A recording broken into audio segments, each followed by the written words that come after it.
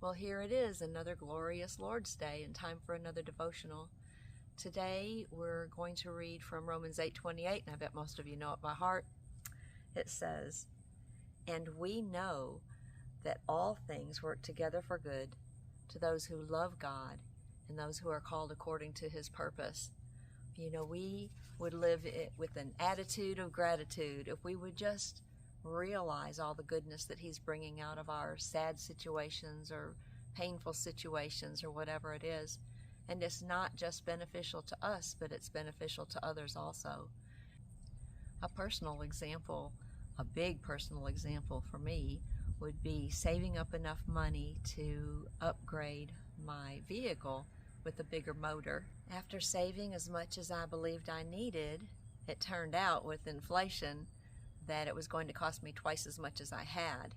So that was a little disappointing, but immediately after that I found out I had cataracts and I needed surgery, and so here I was with enough money to have new lenses put in my eyes, and I'm so grateful for that the Lord worked it out. A smaller example would be going to a restaurant and finding it closed and going someplace else, and there's a friend or two that you haven't seen for a while, and that is a working out of God. That's working something better in place of what we wanted. Beneficial to others would be the ability to be able to see how God is working good things out for them also. You know, the verse says, for those that love Him, He works things out for good. But, you know, He reigns on the just and the unjust, and He works things out for the unbelievers also.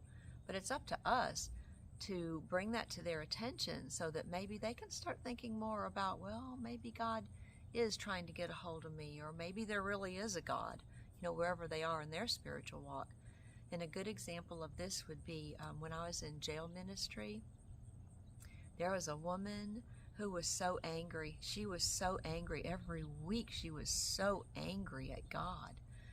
And so I needed a little bit more information about her anger. And she said, why would a good God allow a 6-year-old beautiful little girl to die?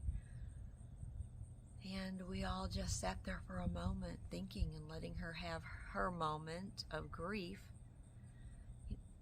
But in the telling of her story, we found out that her family was divided. Neither half could stand the other half. They actually hated each other, and this had gone on for many years. The only thing they actually agreed on was this little girl, how much they loved her so much, and God let her die. So they were all very angry with each other and very angry with God, and it came time for the funeral. And you know, they were so broken, they didn't have the energy to hate each other. They came together because of this little girl's death. That family was reunited. Well, they were also reunited in their anger towards God. And so that had kept on until this day in the jail. And I was able to help her to realize that God worked something good out of that little girl's death, the reunification of the family. And you know, when she realized that, she got silent. All of the other ladies in the room got silent. You could hear the whirring in their brains, thinking back on the sad times that they had and the painful times they had. What did God bring good out of that? And so we all left that meeting with an attitude of gratitude.